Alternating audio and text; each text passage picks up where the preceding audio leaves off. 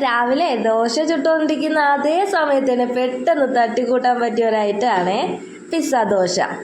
അപ്പോൾ ഇതെങ്ങനെയാണ് റെഡിയാക്കുന്നതെന്നൊന്ന് കണ്ടിട്ട് വരാം. അപ്പോൾ എല്ലാ കൂട്ടുകാർക്കും അയാൻസ് വേൾഡിലേക്ക് സ്വാഗതം. ഇന്നത്തെ റെസിപ്പി വളരെ ഈസിയാണ്, അതുപോലെ ടേസ്റ്റിയാണ്. ഇതിലേക്കായിട്ട് ആദ്യമേ തന്നെ കുറച്ച് വെജിറ്റബിൾസ് ഒന്ന് അരിഞ്ഞ് മാറ്റണേ. ചെറുതായിട്ട് അരിയണം, ചെറിയ ചെറിയ പീസസ് ആയിട്ട് ചോപ്പ് ചെയ്തെടുത്താൽ മതിയേ. ഞാൻ എടുത്തിട്ടുള്ളത് ഒരു സവാള, ഒരു കുഞ്ഞു സവാള, വലുതാണെങ്കിൽ പകുതി മതി. പിന്നെ കുറച്ച് ക്യാരറ്റ്, ക്യാബേജ്. ഇനി ഇതെല്ലാം കൂടി അങ്ങ് മിക്സ് ചെയ്ത് കൊടുക്കാം. പിന്നെ പച്ചമുളക് ചേർക്കണമെന്നുണ്ടെങ്കിൽ അതും കൂടി ചെറുതായിട്ട് അങ്ങ് അരിഞ്ഞ് ചേർക്കാം. ഇതെല്ലാം കൂടി നന്നായിട്ട് മിക്സ് ചെയ്തങ്ങ് മാറ്റി വെച്ചോളണേ. ഇനി നമുക്ക് അടുത്തത് എന്താണെന്ന് നോക്കാം. അടുത്തത് കുറച്ചധികം ചീസാണ് ഇതിൻ്റെ മെയിൻ. കാണാനും ഒരു ഭംഗിയാണ്. അപ്പോൾ ചീസ് ഇഷ്ടമുള്ളവർക്ക് ഈ ഒരു റെസിപ്പി ഒത്തിരി ഇഷ്ടമാവും. ഇനി ഇതിലേക്ക് ചേർക്കാൻ വേണ്ടിയിട്ട് ഒരു മുട്ടയും കൂടി വേണം. പിന്നെ ഇതിൻ്റെ മെയിൻ ഇൻഗ്രീഡിയൻറ്റ് ഇതാണ് ദോശമാവ്.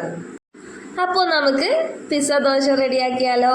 അതിന് വേണ്ടിയിട്ട് ആദ്യം ഒരു പാൻ അടുപ്പത്തേക്ക്. ഞാൻ രാവിലെ ദോശ ചുട്ടുകൊണ്ടിരുന്ന ആ സമയത്ത് തന്നെ ചെയ്തെടുത്താണ്. ആദ്യം കുറച്ച് സാധാ ദോശ ചുട്ടെടുത്തു, പിന്നെ ഒരു ഐഡിയ തോന്നിയിട്ട് അങ്ങ് ചെയ്തെടുത്തതാണ്.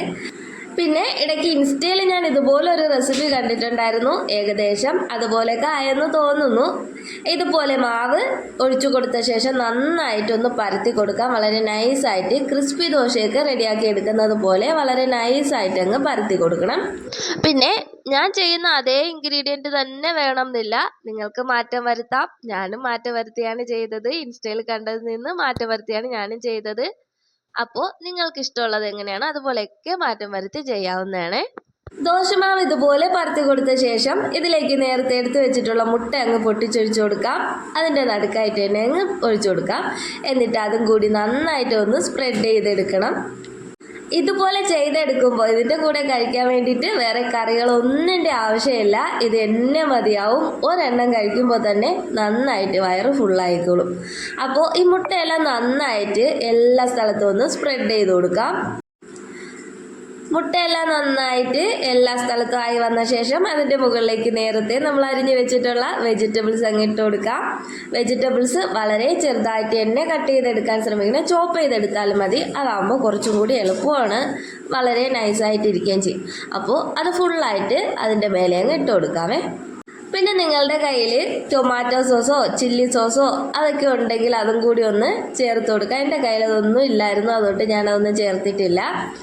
ഈ വെജിറ്റബിൾസ് എല്ലാം ഇതുപോലെ അങ്ങ് ചേർത്ത് കൊടുത്ത ശേഷം ഇനി ഇതിലേക്ക് ഞാൻ ചേർക്കുന്നത് ചില്ലി ഫ്ലേക്സ് ആണ്. നിങ്ങളുടെ കയ്യിലുണ്ടെങ്കിൽ ചേർത്ത് കൊടുത്താൽ മതി, അല്ലെങ്കിൽ കുരുമുളകിൻ്റെ ടേസ്റ്റ് ഇഷ്ടമാണെങ്കിൽ അത് ഇതുപോലെ സ്പ്രെഡ് ചെയ്ത് കൊടുത്താലും മതി. ഇനി ഞാൻ ഇതിലേക്ക് ചേർത്ത് കൊടുക്കുന്നത് ഒരു തരം ചമ്മന്തിപ്പൊടിയാണ്. അത് ഞാൻ ഉണ്ടാക്കിയതല്ല, ഞാനത് വാങ്ങിയതാണ്, കടയിൽ നിന്ന് വാങ്ങിയതാണ്. അപ്പോൾ അതിൽ കുരുമുളകിൻ്റെ ആ ഒരു ഫ്ലേവറൊക്കെ ഉണ്ട്. ഉഴുന്ന് പരിപ്പ് അങ്ങനെയുള്ള കുറച്ച് ഐറ്റംസൊക്കെ വെച്ചിട്ടുണ്ടാക്കി എടുക്കുന്നതാണ്. അതിൽ തന്നെ നല്ല എരിവുണ്ടായിരുന്നു. അപ്പോൾ ഇന്ന് ഞാൻ റെഡിയാക്കിയെടുത്ത ഈ ഒരു പിസ്സ ദോശ നല്ല സ്പൈസി ആയിരുന്നു. ഇനി ഇതിൻ്റെ മേലെ ചീസ് ഇട്ട് കൊടുക്കാം. ചീസ് നിങ്ങൾക്ക് എത്രയാണോ ഇഷ്ടം, ഒരുപാട് ഇഷ്ടമുള്ളവർക്ക് അത്രയും ചേർക്കാം. പിന്നെ ഒത്തിരി അങ്ങ് ഓവറാവാതെ ശ്രദ്ധിച്ചാൽ മതി.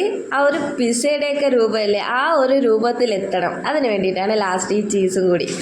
അപ്പോൾ ഇതെല്ലാം കൂടി അങ്ങ് ചേർത്ത് കൊടുത്ത ശേഷം ഇനി അതിൻ്റെ അടിയൊക്കെ ഒന്ന് മുറിഞ്ഞ് കിട്ടുന്നത് വരെ ഒന്ന് അടച്ച് വെച്ച് വേവിക്കാം.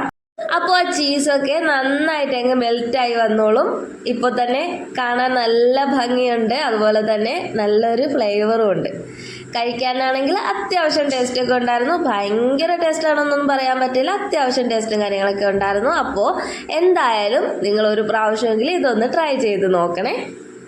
അപ്പോൾ നമ്മുടെ പിസ്സ ദോശ ഇവിടെ റെഡി ആയിട്ടുണ്ട്. അപ്പോൾ ഇതുണ്ടാക്കണമെങ്കിൽ പ്രത്യേകിച്ച് മാവ് ഒന്നും റെഡിയാക്കേണ്ട ആവശ്യമില്ല. രാവിലെ ദോശ ചുടുന്ന ആ ഒരു സമയത്ത് പെട്ടെന്ന് തട്ടിക്കൂട്ടാൻ പറ്റുന്ന ഒരു റെസിപ്പിയാണ്.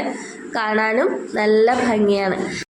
ഇന്നത്തെ എൻ്റെ റെസിപ്പി ഇഷ്ടമായാൽ ലൈക്ക് ചെയ്യാൻ മറക്കരുത്. അതുപോലെ എൻ്റെ ചാനൽ സബ്സ്ക്രൈബ് ചെയ്യാതെയാണ് നിങ്ങൾ കാണുന്നതെങ്കിൽ ഉറപ്പായിട്ടും ഒന്ന് സബ്സ്ക്രൈബ് ചെയ്തേക്കണേ.